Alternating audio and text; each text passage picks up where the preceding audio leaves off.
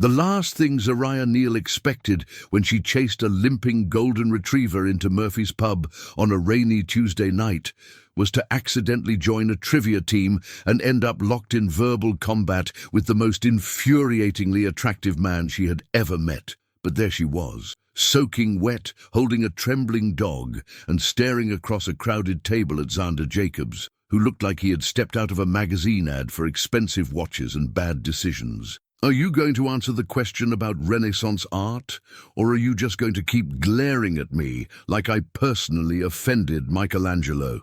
Xander asked, his voice carrying just enough amusement to make Zariah want to throw her soggy napkin at his perfectly styled head. She had only wanted to get the injured dog out of the rain. The poor thing had been limping around the parking lot, and when it bolted inside the pub, Zariah had no choice but to follow. What she had not bargained for was the bartender assuming she was there for trivia night and automatically assigning her to the team that was short one member, Team Underdogs, which consisted of 3 college students who looked like they had been surviving on energy drinks and false hope. "The answer is Botticelli," she shot back, gently stroking the dog's head. "And for your information, this little guy needs medical attention more than you need to prove your superiority complex." Xander raised an eyebrow. He was sitting with what was obviously the winning team, Team Eternal Champions, a group that looked like they had been dominating trivia nights since the dawn of time. His dark hair was slightly disheveled in that way that probably took expensive products to achieve, and his grey eyes held an intensity that made her stomach do annoying little flips. "Superiority complex?" He leaned back in his chair, and damn if that smile was not absolutely devastating. "I prefer to call it being well-informed, but you are right about the dog. Is he yours?" "Not exactly." Zariah felt her cheeks warm. The truth was complicated, and she had learned the hard way that complicated truths had a tendency to blow up in her face. I could not leave him out there." The golden retriever chose that moment to wag his tail and attempt to lick Xander's hand, which had somehow found its way across the table. For a split second, Xander's carefully controlled expression softened into something that looked almost vulnerable. "What is your name?"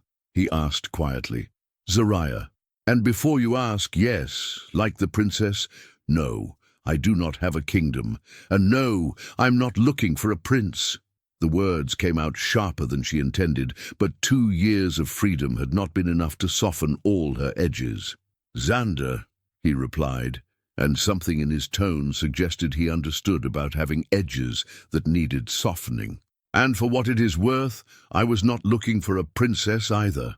The trivia host's voice boomed across the pub, announcing the next category, Local History and Mysteries. The room buzzed with excitement, but Zariah felt her blood run cold. Local history in Bakersfield was a minefield she preferred to avoid. "This should be interesting," one of Xander's teammates muttered. "Remember that murder case from 8 years ago? The one where they arrested that woman for killing the funeral director?" Zariah's grip on the dog tightened. The golden retriever seemed to sense her tension and pressed closer to her side. "What about it?" Xander asked, his eyes never leaving Zariah's face. "Well, she got out of prison a couple years ago, served 6 years for something everyone said she did not do. Can you imagine? 6 years of your life gone for a crime you did not commit?" The irony was not lost on Zariah that she was sitting in a pub, holding a stray dog, while people casually discussed the worst chapter of her life as entertainment. But what made her heart skip a beat was the way Xander was looking at her, not with recognition, but with something that looked suspiciously like understanding. "That must have been hell," Xander said softly. "For her, I mean. To have everything taken away based on lies." "Question number 15, the host announced. What was the name of the funeral home involved in the 2017 murder case that rocked Bakersfield? Zariah's world tilted. She knew the answer, of course.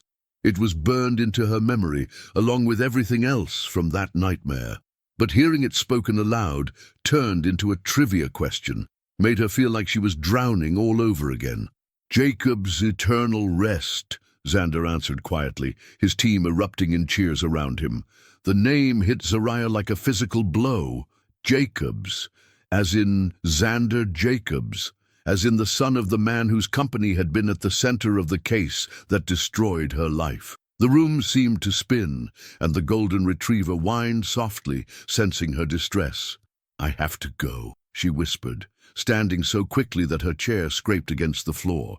"Wait," Xander called after her, but she was already pushing through the crowd, the dog limping faithfully beside her. She made it halfway to the door before his hand gently caught her elbow. "Zariah, please. I do not know what just happened, but—" "Your family's funeral home," she said, turning to face him. The pain in her voice was raw, unguarded. "That question, that case. Do you have any idea what it cost?" Understanding dawned in his grey eyes, followed immediately by something that looked like horror. "You are her. You are Zariah Neal." The way he said her name, not with disgust or fear, but with a kind of awed recognition, made her chest tighten. "And you are Xander Jacobs, son of the man who built an empire on other people's grief." "I am," he said simply. "But I am not my father." "No," she replied, looking down at the golden retriever who had somehow brought them together. "But your family's business destroyed my life, and now here we are because I tried to save a dog." The pub continued its festivities around them, but they stood in a bubble of tension and possibility. Two people whose lives had been shaped by the same tragedy, finally face to face. "Let me help you with the dog," Xander said. "And then, maybe we can figure out how to untangle this mess." Zariah studied his face, searching for deception and finding only sincerity. "Why would you want to help me?" "Because," he said, his voice barely audible over the noise of the pub, "I have a feeling that everything I thought I knew about that case might be wrong." 3 days later, Zariah found herself in the most surreal situation of her post-prison life, sitting in a veterinary clinic waiting room with Xander Jacobs, watching the golden retriever, who they had tentatively named Chance, receive treatment for his injured paw. The irony of the name was not lost on either of them. "So," Xander said, balancing 2 cups of coffee and a bag of treats he had bought from the clinic's front desk, "I have been thinking about what you said, about your case." Zariah accepted the coffee gratefully, inhaling the rich aroma. It was good coffee, expensive coffee, the kind she had forgotten existed during her 6 years inside. "Have you now? And what exactly have you been thinking?" "That I never actually looked at the details. I was 24 when it happened, fresh out of business school, more concerned with proving myself worthy of eventually taking over the company than paying attention to what was actually going on." He sat down beside her, close enough that she could smell his cologne, something clean and understated that probably cost more than her monthly rent. "How convenient for you," she said, but there was less bite in her voice than usual. The past 3 days had been strange. After leaving the pub, Xander had insisted on driving her and Chance to an emergency vet clinic, where he had quietly paid for x-rays and initial treatment without making a big show of it. Then he had given her his number and asked if he could help with follow-up care. She had expected him to disappear after that. Rich guys like him did not usually stick around once the novelty of playing hero wore off. But he had texted the next morning to check on Chance, and somehow that had led to him picking up the vet bills, and then to this, sitting together in a waiting room like they were, friends, co-conspirators. She was not sure what to call it. "It was not convenient," Xander said quietly. "It was cowardly. I should have paid attention, should have asked questions." Dr. Martinez emerged from the treatment room, Chance limping beside her but looking significantly more comfortable. "Good news," she announced. "No broken bones, just a nasty sprain and some infected scratches. A few days of antibiotics, and he should be good as new." "Thank you," Zariah said, kneeling to pet Chance, who immediately tried to lick her face. "How much do I owe you?" "Already taken care of," Dr. Martinez replied, glancing at Xander. Zariah straightened slowly. "We talked about this." "No, you talked about this. I just nodded and paid the bill anyway." Xander's expression was maddeningly calm. "Before you get angry, Consider that I have been profiting from death for over a decade. Paying a vet bill is the least I can do for my karma." "Your karma," she repeated flatly. "Terrible. I know. I am working on it." Despite herself, Zariah felt her lips twitch. "You are paying for a stranger's dog to assuage your existential guilt about the family business. When you put it like that, it sounds much less noble than I was hoping for." "It sounds honest. I can work with honest." They walked out of the clinic together, Chance trotting between them with his new bandaged paw and a cone of shame that he kept trying to remove with his back legs. The afternoon sun was bright, but not harsh, and Bakersfield looked almost pleasant in the golden light. "Zariah," Xander said as they reached his car, a sleek black sedan that probably cost more than she had made in the 2 years since her release. "Would you let me buy you dinner? Somewhere we can actually talk without trivia hosts and drunk college students interrupting." She should say no. Every instinct she had developed over the past 8 years screamed at her to say no. Getting involved with anyone was complicated enough, but getting involved with Xander Jacobs was asking for trouble on a cosmic scale. "Why?" she asked instead. "Because I think you deserve to know what really happened. And I think I deserve to know the truth about what my family's business did to you." "And you think one dinner is going to accomplish that?" "I think it is a start." Zariah looked down at Chance, who was now attempting to scratch his ear with his cone still on and failing spectacularly. "Okay, but I picked the place, and Chance comes with us." "Deal." An hour later, they were sitting on the patio at Luna's Diner, a little Mexican place that Zariah had discovered after her release. It was nothing fancy, plastic chairs, paper napkins, and the best carnitas in town, but it was honest food served by honest people, and that meant something to her now. "This is perfect," Xander said, taking a bite of his burrito and looking genuinely surprised by how good it was. "You sound shocked." "Not shocked, just, I usually eat at places where the servers wear ties and the menu does not have pictures. And how is that working out for you?" "Honestly, it is pretty lonely." The admission hung between them, more intimate than she had expected. Zariah studied his face, looking for signs of manipulation or insincerity, but all she saw was tiredness and something that looked like loneliness. "Tell me about the case," he said. "Your version." "My version," she repeated, "as opposed to what?" "The version I heard growing up, the version that made the news. The version that said you killed Thomas Mitchell because he caught you breaking into his office." Zariah set down her fork. Even after all this time, hearing the official story still felt like being punched in the stomach. "Thomas Mitchell was already dead when I got there. I went to his office because he had called me earlier that day, said he had information about some irregularities at Jacob's Eternal Rest that I might be interested in, given my activism history." "Activism history. I had protested your family's company before. Your father had a contract with the city to handle cremations for unclaimed bodies, homeless people mostly. Word got out that corners were being cut, that families who could not afford proper burials were being charged for services they were not receiving. I organized some protests, got arrested a couple of times for trespassing." Xander's face had gone very still. "I never heard about that." "Of course you did not. Your father's lawyers made sure the media focused on my history of aggressive behavior rather than what I was protesting about." Zariah took a sip of her water, trying to wash away the bitter taste of memory. "So when Thomas Mitchell called and said he had documents that proved what we had suspected all along, I went to meet him.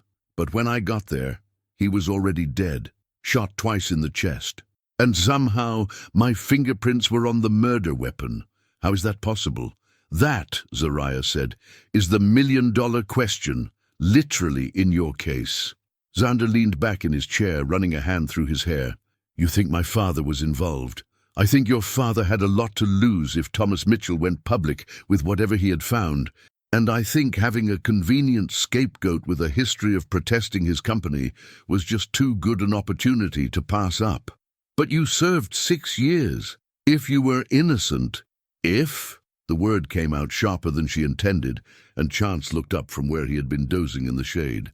"Sorry, you meant exactly what you said, if I was innocent." Because even now, even after everything, there is still a part of you that wonders if maybe I really did kill Thomas Mitchell." Xander was quiet for a long moment, and Zariah braced herself for the disappointment she had learned to expect from people. But when he spoke, his voice was steady and sure. "No," he said, "there is not. I believe you." "Just like that?" "Just like that." "Why?" He smiled then, and it transformed his entire face. "Because you could have let chance stay in the rain. You could have walked away from trivia night the moment you realized who I was. You could have refused my help with the vet bills, refused to have dinner with me, refused to tell me your story. But you did not, and someone who cares that much about a stray dog, someone who fights that hard for what is right, that person does not commit murder." Zariah felt something crack open in her chest, something that had been frozen solid for 8 years. "You do not know me." "No," he agreed, "but I would like to." Before she could respond, his phone buzzed. He glanced at it and frowned. "I am sorry, I have to take this." "I have." "It is my assistant. She only calls after hours if it is urgent." "Go ahead." Xander answered the phone, and Zariah watched his expression change from mild concern to something much more serious. "What do you mean someone broke into the office? When? Are you sure nothing was taken from the old files?" Her blood went cold. Old files, like the ones that might contain information about cremation contracts from 8 years ago. "I will be right there," Xander said, ending the call. He looked at Zariah with an expression she could not quite read. "Someone broke into my company's main office tonight. The police are there now." "What did they take?" "That is the weird part. Nothing, apparently. But my assistant said it looked like someone had been specifically looking through the archived files from 2016 and 2017. The years surrounding Thomas Mitchell's murder. Zariah's case." "Xander," she said slowly, "I think your family's past is about to catch up with all of us." The Jacobs Eternal Rest corporate office looked like something out of a crime drama, complete with police cars, yellow tape, and Detective Sarah Chen, who had been the lead investigator on Zariah's case 8 years ago. Zariah sat in Xander's car across the street, watching through tinted windows as he spoke with the detective and his assistant, Rebecca Walsh. She should not have come. When Xander had asked if she wanted to see what the break-in was about, every rational part of her brain had screamed no, but curiosity had won out over caution, and now here she was, hiding in a car like some kind of criminal, which technically she supposed she still was in the eyes of many people. Zariah Neal. Detective Chen's voice was exactly as she remembered, flat, professional, and utterly convinced of Zariah's guilt. "I should have known you would turn up when someone started digging around in old case files." Zariah's heart sank as she realized Chen had spotted her through the car window. There was nothing to do but get out and face the music. "Detective Chen," she said, closing the car door behind her. "Always a pleasure." "I am sure it is. What are you doing here?" "She is with me," Xander said, walking over to join them. Zariah noticed that Rebecca Walsh was watching the interaction with undisguised interest, her sharp blue eyes missing nothing. "With you?" Chen raised an eyebrow. "That is interesting. The son of the company at the center of her case, and the woman who was convicted of murdering a man who was investigating that same company. What are the odds?"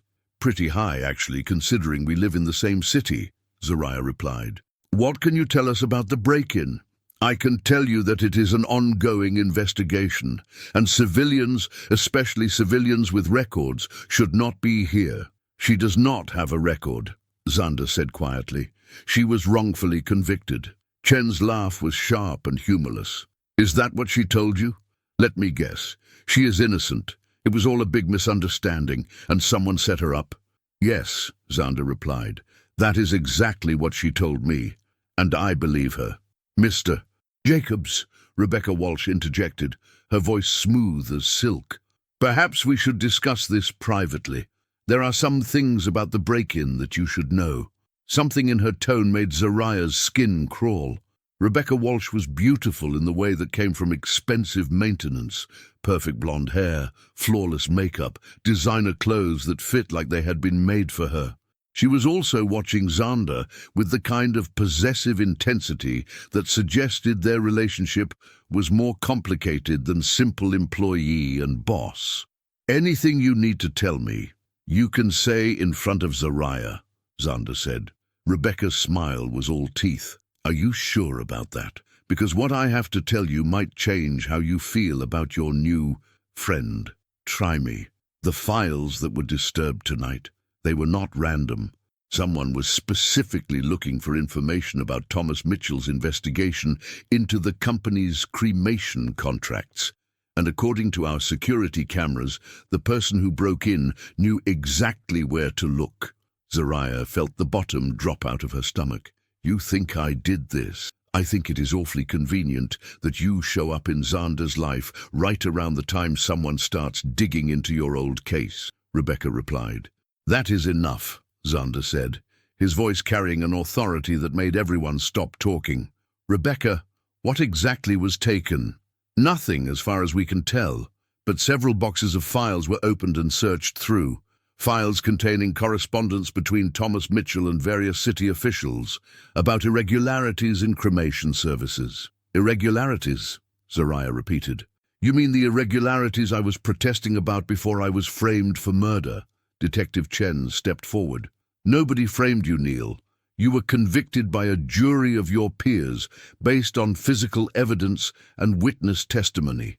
Physical evidence that made no sense, and witness testimony from people who had every reason to lie," Zariah shot back. "Like who?" "Like Marcus Hoffman, your star witness, who claimed he saw me leaving Thomas Mitchell's office building at the time of the murder, the same Marcus Hoffman who worked for Jacob's Eternal Rest and was facing embezzlement charges that mysteriously disappeared after my conviction." Xander turned to look at her. "What embezzlement charges? You did not know? Marcus Hoffman, your father's accountant, was caught skimming money from client accounts. But after he testified against me, the charges were quietly dropped." "That is not possible," Rebecca said. "I would have known about something like that." "Would you?" Zariah asked. "Or would your boss have kept certain things from you to maintain plausible deniability?" The tension was thick enough to cut with a knife when Xander's phone rang. He glanced at the screen and frowned. "It is my father. I should take this." He walked a few steps away to answer, and Zariah found herself alone with Detective Chen and Rebecca Walsh, two women who clearly would have been happy to see her back in prison. "You know," Rebecca said conversationally, "Xander is a good man, trusting, sometimes too trusting for his own good. Is that a threat?" "It is advice. He has worked very hard to distance himself from his father's methods. It would be a shame if someone took advantage of his better nature." "Someone like me, you mean?"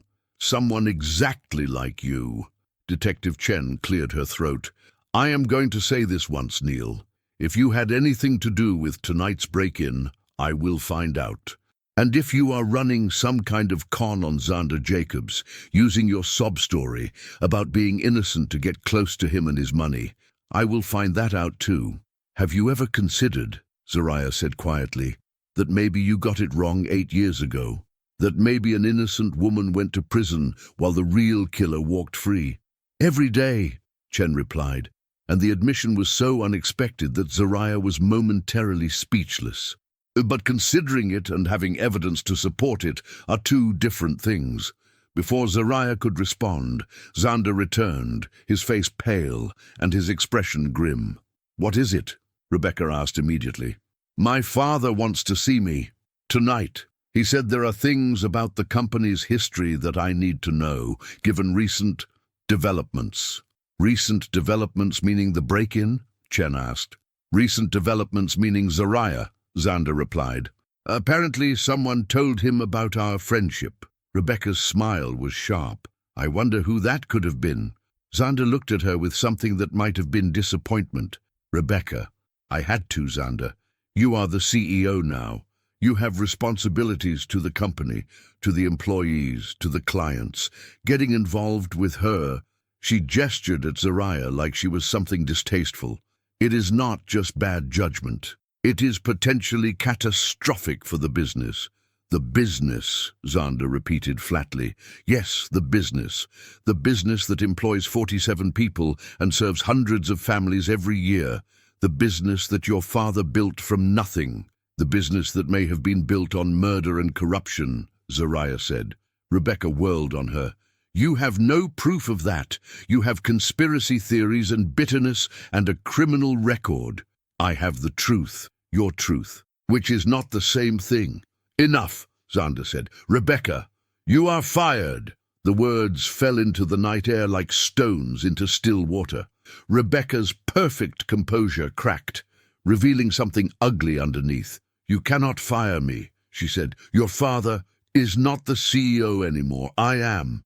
And I am telling you that your services are no longer required. You are making a mistake, Zander, a huge mistake. And when this all falls apart, when she shows her true colors, do not come crying to me." She stalked away, her heels clicking angrily on the pavement. Detective Chen watched her go with interest.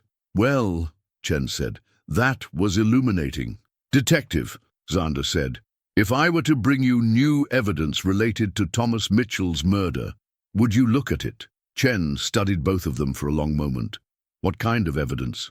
"The kind that might prove Zariah's innocence." "Mr. Jacobs, I investigated that case thoroughly. The evidence against Ms. Neal was solid. But what if it was not? What if someone with a lot of money and influence made sure it looked solid?" Chen sighed. "If you have actual evidence, not theories, not speculation, but real, verifiable evidence, then yes, I will look at it. But I am warning you, getting involved in this will not end well for anyone." As if to underscore her point, Zander's phone buzzed with a text message. He read it and his expression darkened. "What now?" Zariah asked. "My father. He says if I do not come alone to discuss this situation, he will make sure I regret it. And he specifically mentioned that he knows I have been spending time with the woman who murdered Thomas Mitchell." "He knows about me," Zariah said. "He knows about you.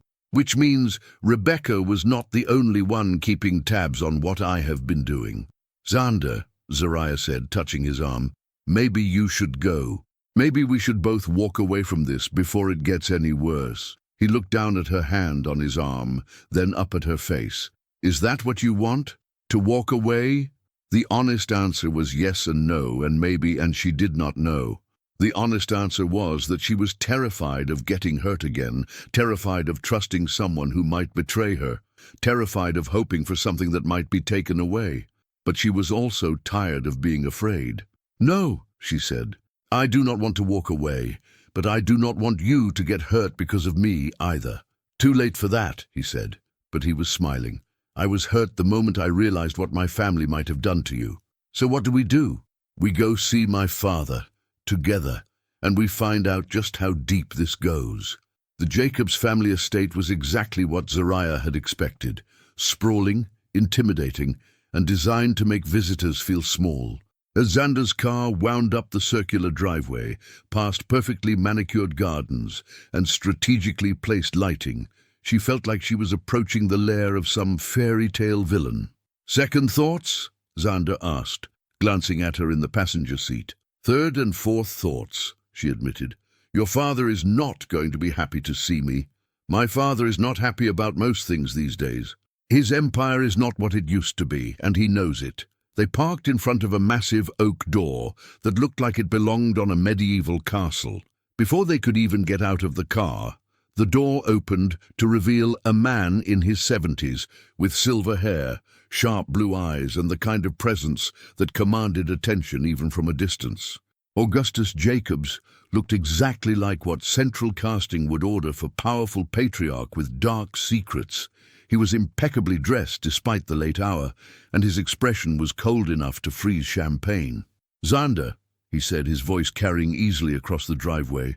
"I said alone." "And I said I was bringing a friend," Zander replied, getting out of the car and walking around to open Zariah's door. "Father, I would like you to meet Zariah Neal." Augustus' eyes narrowed as they fixed on Zariah. "The murderer."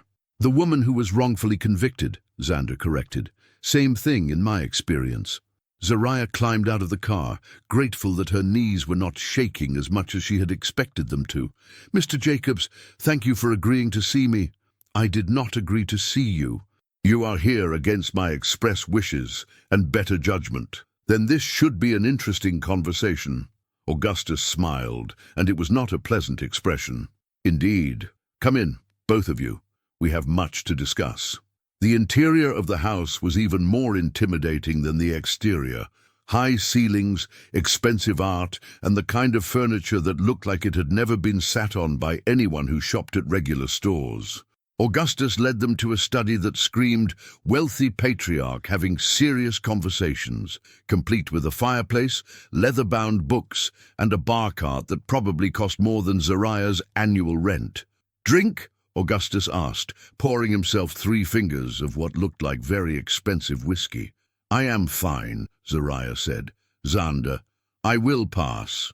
Suit yourselves. Augustus settled into a leather chair that looked like a throne and fixed his gaze on Zariah.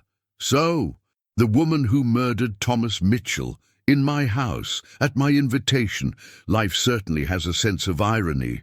I did not murder Thomas Mitchell, Zariah said quietly. Of course you did not. You were simply in the wrong place at the wrong time, with your fingerprints on the murder weapon and a motive as clear as crystal. What motive? The same motive that brought you here tonight. Money. You thought you could shake down my company with your little protests and your accusations. When that did not work, you decided to try a more direct approach. Xander leaned forward. Father, that does not make sense. If Zariah was trying to extort money from the company, why would she kill the one person who had evidence to support her claims? Because Thomas Mitchell was not going to give her evidence to support her claims, Augustus replied smoothly. He was going to give her evidence that proved she was wrong, that our cremation services were above board, that her protests were based on lies and misinformation. So she killed him to keep the truth from coming out. What truth? Zariah asked. Augustus smiled again. The truth that you are a con artist who preys on people's sympathies and guilt. The truth that you have been running the same scam for years, find a company with deep pockets, make accusations about impropriety, then offer to go away quietly for the right price. That is not... Is it not? Then explain Marcus Hoffman. The name hit Zariah like a physical blow. What about Marcus Hoffman? Marcus Hoffman, who you approached 6 months before Thomas Mitchell's murder. Marcus Hoffman, who you tried to convince to falsify financial records that would support your claims about irregularities in our cremation services. Marcus Hoffman, who recorded your conversations and turned them over to the police. Zariah felt the room spin around her. That is not what happened. Is it not? Then what did happen, Ms. Neal? What was your relationship with Marcus Hoffman? She looked at Xander, who was watching her with an expression she could not read. Marcus Hoffman contacted me. He said he had information about financial irregularities at your company. He said he wanted to do the right thing, but was afraid of losing his job. And you believed him. Yes, I believed him. Even though he was obviously setting you up? He was not setting me up, he was scared. He had evidence that your company was billing the city for services that were not being provided, that cremations were being done improperly to save money, that families were being charged for procedures that never happened. Augustus leaned back in his chair. And where is this evidence now? He said he would bring it to me when we met with Thomas Mitchell. But when I got to Mitchell's office, he was already dead, and Marcus was nowhere to be found. How convenient. It was not convenient. It was devastating. My life was destroyed because I tried to do the right thing. Your life was destroyed because you murdered a man. I did not murder anyone!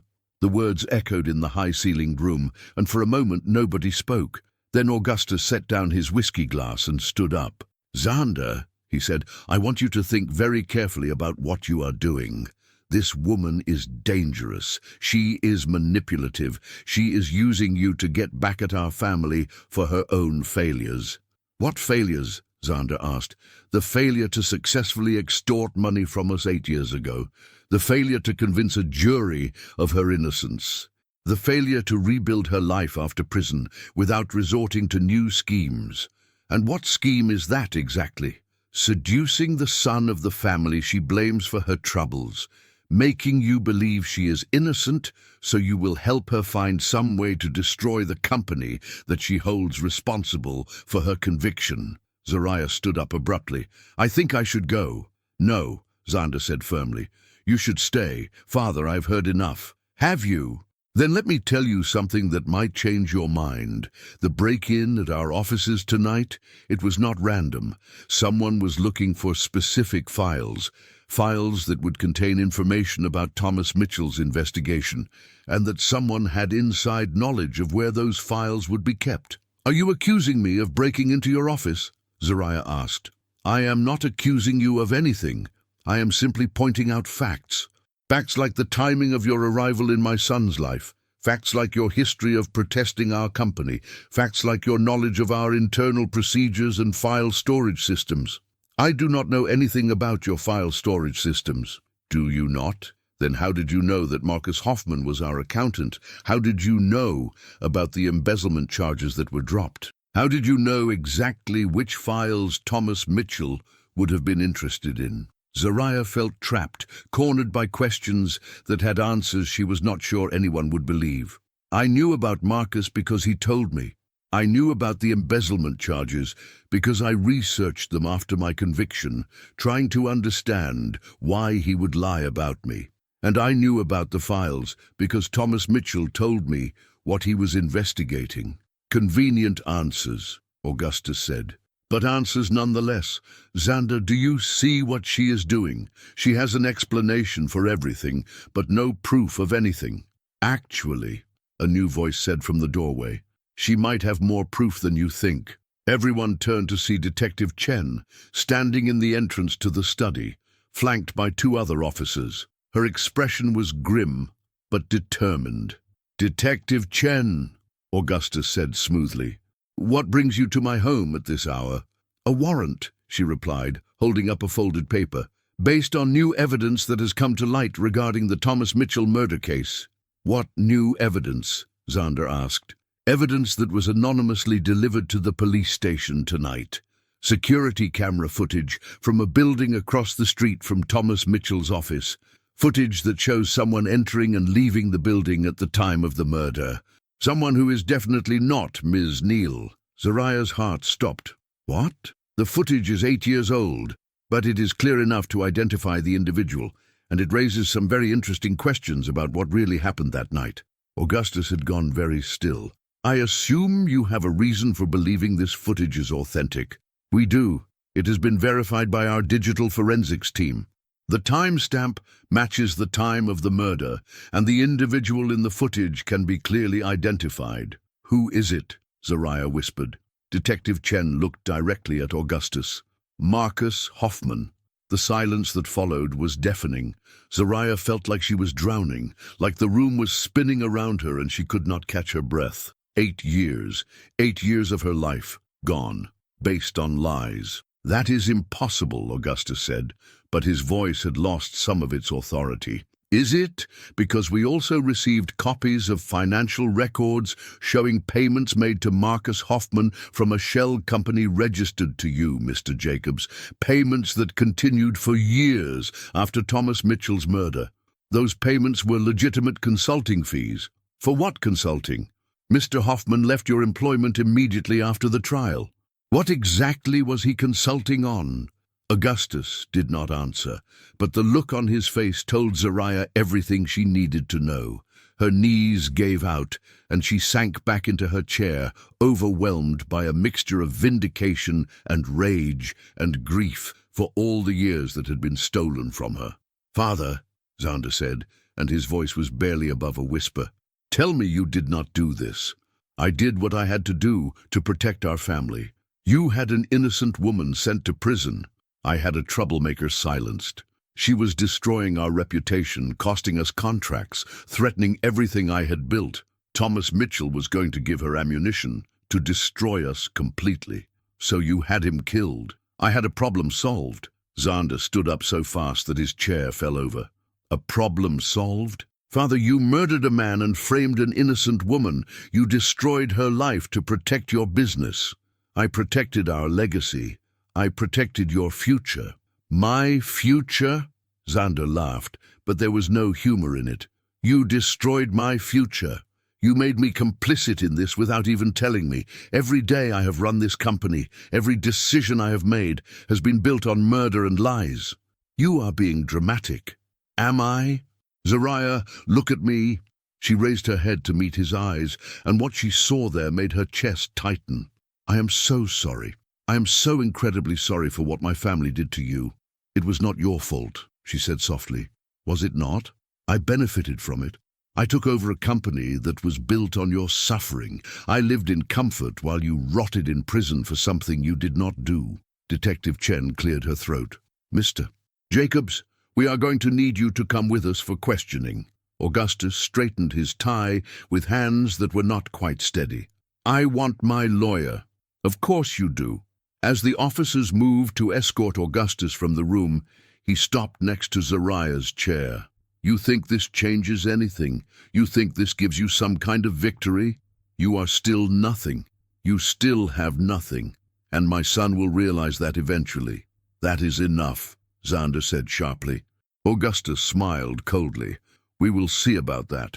After he was gone, the study felt enormous and empty. Zariah sat in her chair, staring at her hands, trying to process what had just happened. 8 years of believing she was guilty in the eyes of the world, and now, Zariah, Detective Chen said gently, I owe you an apology. Do you? I should have looked harder, should have asked more questions, should have trusted my instincts when something felt off about the case. Your instincts? Marcus Hoffman's testimony always bothered me. It was too perfect, too convenient, but the physical evidence seemed solid, and I convinced myself that I was overthinking it. The physical evidence that was planted. Yes. We are still working out the details, but it appears that your fingerprints were lifted from items you had handled during your previous protests and transferred to the murder weapon. Zariah closed her eyes. Who sent you the footage? We do not know yet. It was delivered anonymously, along with copies of financial records and what appears to be a confession letter from Marcus Hoffman. A confession letter? Apparently, he could not live with what he had done anymore. The letter explains how Augustus Jacobs hired him to kill Thomas Mitchell and frame you for the murder. Where is Marcus now? Detective Chen's expression grew somber. Dead. Apparent suicide 3 days ago. The letter was found with his body. 3 days ago. Right around the time she and Xander had started spending time together, right around the time someone had broken into the Jacobs Eternal Rest offices. He must have sent the evidence before he died, she said. It appears that way. I think he was trying to make amends. 8 years too late. Yes, 8 years too late. Xander had been standing by the fireplace, staring into the flames, but now he turned back to them. What happens now? Now we reopen the case officially. Ms. Neal's conviction will be overturned, and she will be fully exonerated. There will likely be a significant settlement from the state for wrongful imprisonment. And the company? That depends on what else we find during the investigation. But I suspect Jacob's Eternal Rest has bigger problems than just one murder. After Detective Chen and the other officers left, Xander and Zariah found themselves alone in the vast, silent house. Neither of them seemed to know what to say. So, Xander said finally, you are going to be exonerated. It appears so. How does that feel? Zariah considered the question. I do not know yet. I think I am still in shock. That is understandable. They stood there in awkward silence for another moment before Xander spoke again. Zariah, I need you to know that I had no idea about any of it. If I had known what my father had done, what would you have done? I would have turned him in myself. She believed him. Looking at his face, seeing the pain and guilt and anger there, she believed him completely. I know, she said. I know you would have. This does not change anything between us. I mean, I hope it does not change anything. I know this is complicated and I know you probably need time to process everything, but Xander. Yes? Shut up and kiss me. He blinked. What? You heard me. I've spent 8 years of my life believing that I was a convicted murderer, that I would never be able to have a normal relationship or a normal life. And now I find out that I was innocent all along, that there might actually be a chance for me to have the things I thought were impossible. So shut up and kiss me before I lose my nerve. He crossed the room in 3 quick strides and cupped her face in his hands. Are you sure? I have never been more sure of anything in my life. When he kissed her, it was everything she had hoped for, and nothing like she had expected. It was gentle and fierce and desperate and tender all at once. It tasted like freedom and possibility and the promise of a future she had given up dreaming about. When they finally broke apart, both of them were breathing hard. So, she said, what happens now? Now, he said, we figure out how to build something real together, something that is not based on lies or guilt or the past. And your company will probably be destroyed by the scandal, which is exactly what it deserves. And that does not bother you? Xander smiled, and for the first time since she had met him it reached his eyes. Not even a little bit. I would rather build something new with you than preserve something rotten without you. Something new like what? I do not know yet, but I have some ideas. 6 months later, Zariah stood in the middle of what used to be the Jacobs Eternal Rest corporate headquarters, watching as contractors removed the last of the old signage. The building was being transformed into something completely different. The headquarters for Second Chances Animal Rescue and Rehabilitation, a non-profit organization that she and Xander had founded together using his inheritance and her settlement money from the wrongful conviction lawsuit. The new sign should be installed next week, Xander said, coming up behind her and wrapping his arms around her waist. Are you ready to see Executive Director Zariah Neal on your office door? I still cannot believe this is real, she admitted, leaning back against his chest. The past 6 months had been a whirlwind of legal proceedings, media attention, and rebuilding her life from the ground up. Augustus Jacobs had been convicted of conspiracy to commit murder and sentenced to life in prison. Marcus Hoffman's suicide letter had provided enough evidence to unravel a web of corruption that went back decades, implicating several city officials and exposing a network of financial crimes that had nothing to do with Thomas Mitchell's murder. The Jacobs Eternal Rest business had collapsed almost immediately after the scandal broke, but Xander had not seemed to care. Instead, he had thrown himself into planning their new venture with an enthusiasm that sometimes left Zariah breathless. Believe it, he said, pressing a kiss to the top of her head. You have earned this. We have earned this. I like the sound of that. The door chimed, and they turned to see Dr. Martinez entering with Chance, who was now a permanent fixture at their office and served as their unofficial mascot. His injured paw had healed completely, but he had decided that he liked having 2 humans to take care of him, and neither Zariah nor Xander had the heart to discourage him. How are the new arrivals settling in? Zariah asked, kneeling to pet Chance, who immediately rolled over to demand belly rubs. Beautifully, Dr. Martinez replied. The 3 dogs from the hoarding situation are already showing improvement, and the cats from the abandoned warehouse are starting to trust the volunteers. We should be able to start the adoption process in another few weeks. In addition to the rescue and rehabilitation center, they had also opened a low-cost veterinary clinic that served families who could not afford traditional vet bills. It was exactly the kind of work Zariah had dreamed of doing during her years in prison, when she had volunteered at the facility's small animal program and discovered that she had a gift for helping traumatized creatures learn to trust again. Speaking of adoptions, Xander said, we have 3 families coming this afternoon to meet potential matches, including the Hendersons.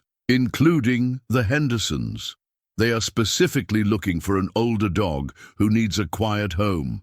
Perfect. Boomer has been waiting for the right family for months. Boomer was a 10-year-old golden retriever who had been surrendered when his elderly owner moved into assisted living. He was gentle and calm, and exactly what the Hendersons were looking for. But Zariah had been protective of him, wanting to make sure he ended up somewhere he would be truly loved. "You know," Dr. Martinez said, "when you two first told me about this plan, I thought you were crazy.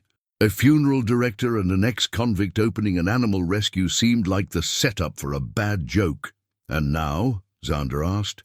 "Now I think it might be the best thing that ever happened to this city. You have already saved more lives in 6 months than most organizations save in years." It was true. They had rescued over 300 animals, placed 200 of them in loving homes, and provided medical care for countless others. But more than that, they had created something that mattered, something that helped heal the wounds left by both their pasts. "Dr. Martinez," Zariah said, "would you mind checking on the new kittens in room 3? I want to make sure they are eating properly." Of course. After she left, Xander raised an eyebrow at Zariah. "The kittens are fine. You checked on them an hour ago." "I know. So why did you send her away?" "Because I have something to tell you, and I wanted to tell you privately first." Xander's expression grew concerned. "Is everything okay?" "Everything is perfect. That is actually what I wanted to tell you." She took a deep breath. "I love you." He blinked. "You love me?" "I love you. I love this life we have built together. I love the work we are doing. I love watching you with the animals and seeing how happy you are when we find homes for them. I love how you never make me feel like I have to be grateful for your presence in my life, how you treat me like an equal partner instead of a charity case." "Zariah, I am not finished. I love how you make me laugh when I am taking myself too seriously. I love how you remember that I like my coffee with oat milk and no sugar.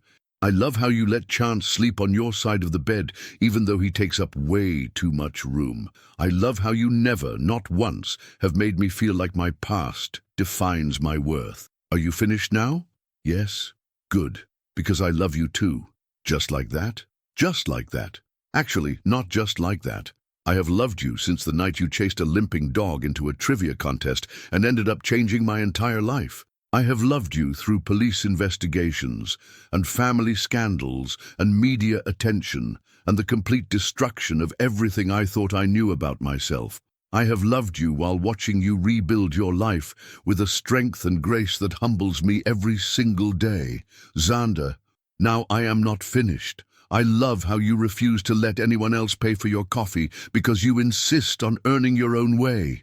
I love how you cry during commercials with sad animals, but try to pretend you are not crying. I love how you talk to every single animal we rescue like they are the most important creature in the world. I love how you fight for justice and second chances and the belief that everyone deserves to be loved." He reached into his pocket and pulled out a small velvet box, and Zariah's heart stopped. "Xander, what are you doing?" "I am asking the woman I love to marry me." He dropped to one knee right there in the middle of the construction zone, surrounded by the sounds of hammering and drilling and Chance's confused whining. "Zariah Neal, will you marry me?" "This is crazy," she said, but she was crying and smiling at the same time. "I know, but the good kind of crazy. The ring probably cost more than my first car." "It did not cost anything. It was my grandmother's. The only thing of value my father never managed to corrupt." "Xander, is that a yes?" "That is a yes. That is absolutely, completely, ridiculously yes." He slipped the ring onto her finger, a simple solitaire that was elegant and timeless and perfect. And then he stood up and kissed her while the construction workers cheered in the background. "So," he said when they finally broke apart, "should we go tell Chance the good news?" "I think Chance already knows." "Look." They turned to see the golden retriever sitting perfectly, his tail wagging so hard his entire body was wiggling. On the floor next to him was a piece of paper that he had somehow retrieved from Xander's jacket pocket. Zariah picked up the paper and read it aloud. "Marriage license application." She looked up at Xander. "How long have you been planning this?" "About 5 months and 3 weeks. "You have been carrying around a marriage license application for 5 months?" "I have been carrying around hope for 5 months. The application was just paperwork." "I cannot believe you proposed to me in a construction zone." I cannot believe you said yes. Where else would I say yes? This place is where we are building our future together. This place represents everything we have overcome and everything we are working toward. This place is where we found our purpose. Our purpose. Saving things that other people have given up on. Giving second chances to creatures that the world has forgotten. Building something beautiful out of something broken. I like that purpose. Good, because you are stuck with it now. And stuck with you? Definitely stuck with me. As if summoned by their conversation, Dr. Martinez returned with a clipboard full of adoption paperwork. The Hendersons are here early, and they have already fallen in love with Boomer. I think we might have our first adoption of the day. Perfect, Zariah said. Let us go make some magic happen.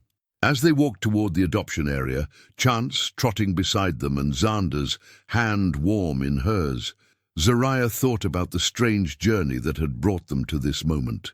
8 months ago, she had been a woman with no hope and no future, chasing a stray dog into a pub on a rainy night. Now she was engaged to the man she loved, running a business that mattered and surrounded by the kind of life she had never dared to dream about. "Hey, Xander," she said as they reached the door. "Yeah? Thank you." "For what?" "For believing me when no one else would. For seeing who I really was instead of who everyone said I was. For giving me a reason to hope again." "Zariah, you do not need to thank me for any of that." "Yes, I do. Because you saved me just as much as I saved Chance that first night." "We saved each other," he said. "And we are going to keep saving each other, and as many animals as possible for the rest of our lives. Promise?" "Promise." They opened the door to find the Hendersons already on the floor with Boomer, who was accepting belly rubs with the dignity of a dog who knew he had finally found his forever home. Around them, volunteers worked with other animals, each one getting a chance at the second life they deserved. It was messy and loud and chaotic and absolutely perfect. Just like love, just like hope, just like the future they were building together, one rescued heart at a time. Epilogue. 2 years later, Zariah stood at the altar of a small chapel in downtown Bakersfield, wearing her grandmother's pearl earrings and a simple white dress that she had bought off the rack and loved exactly as it was. The chapel was filled with friends, family, and a surprising number of people whose lives had been touched by Second Chance's animal rescue. Detective Chen was there, along with Dr. Martinez and most of their volunteers. Zariah's mother sat in the front row, tears streaming down her face, next to Xander's sister Alice, who had flown in from Seattle and brought her husband and 2 children. Even some of the families who had adopted animals from their rescue had come to celebrate. But the most important attendees were sitting in the front row, Chance wearing a bow tie and a best dog sash next to Boomer, Luna and Pepper, 3 of their foster fails who had ended up becoming permanent members of their family. "Dearly beloved," the minister began, "we are gathered here today to witness the union of Xander and Zariah. 2 people who found love in the most unexpected circumstances and built something beautiful together." Zariah caught Xander's eye and smiled. He looked impossibly handsome in his simple black suit, and the way he was looking at her made her feel like the luckiest woman in the world. "Xander," the minister continued, "do you take Zariah to be your wife, to love and cherish her through all the challenges and joys that life may bring?" "I do," Xander said, his voice steady and sure. "I absolutely do." "Zariah, do you take Xander to be your husband, to love and support him as you build your future together?" "I do," she replied, squeezing his hands. "I really, really do." "Then by the power vested in me by the state of California, I now pronounce you husband and wife. Xander, you may kiss your bride." The kiss was soft and sweet and perfect, and when they broke apart, the chapel erupted in cheers and applause. Chance barked his approval, which set off a chain reaction of barking from the other dogs, which made everyone laugh. At the reception, held in the main hall of their rescue center, Zariah found herself surrounded by people who had become her chosen family. Dr. Martinez gave a speech about the power of second chances. Detective Chen, slightly tipsy on champagne, apologized again for the investigation 8 years ago and toasted their future happiness. Alice regaled the crowd with embarrassing stories about Xander's childhood, which made him blush and made Zariah love him even more. But the moment that meant the most to Zariah came when her mother stood up to speak. Most of you know that my daughter spent 6 years in prison for a crime she did not commit, Fatima said, her voice carrying across the room. What you might not know is that during those years I sometimes lost hope. I sometimes wondered if she would ever get the chance to have the life she deserved. She looked directly at Zariah, tears in her eyes. But Zariah never lost hope. She never stopped believing that someday, somehow, things would get better. And look at her now. Look at this beautiful life she has built, this important work she is doing, this man who loves her exactly as she is. The room was completely silent, everyone hanging on her words. Zariah and Xander, your love story proves that sometimes the worst things that happen to us lead to the best things that happen to us. Sometimes we have to go through hell to find heaven. Sometimes we have to lose everything to discover what really matters. She raised her glass. To second chances, to true love, and to never giving up hope. To second chances, the room echoed. Later, after the last guest had gone home and the cleanup was finished, Zariah and Xander sat on the couch in their small apartment above the rescue center. Chance was sprawled across both their laps, exhausted from all the excitement, and the other dogs were scattered around the room in various stages of sleep. "So," Xander said, stroking Chance's ears, "how does it feel to be Mrs. Jacobs?" "Weird," Zariah admitted. "Good weird, but weird. Any regrets? About marrying you?" "Never." "About having 4 dogs as witnesses to our wedding vows?" "Also never. I love our ridiculous life, even the part where we smell like dog food half the time. Especially the part where we smell like dog food half the time." Zariah curled up against his side, feeling contentment settle into her bones, like warmth from a fireplace. "Xander, do you think we would have found each other if none of the bad stuff had happened? If your father had not done what he did? If I had never been arrested? If our lives had been normal?" "I do not know," he said thoughtfully. "Maybe, maybe not. But I do know that I would not change anything about our story because it led us here. Even the part where I was in prison for 6 years, even that part, because those 6 years made you who you are. They made you strong and resilient and compassionate and fierce. They taught you to fight for justice and to never give up hope, and all of those things are part of why I love you. You know what I think? What do you think?" "I think Chance knew exactly what he was doing when he ran into that pub," Xander laughed. "You think our dog is a matchmaker? I think our dog is a miracle." "I think you are right." As if he knew they were talking about him, Chance opened one eye and thumped his tail against the couch, then went back to sleep.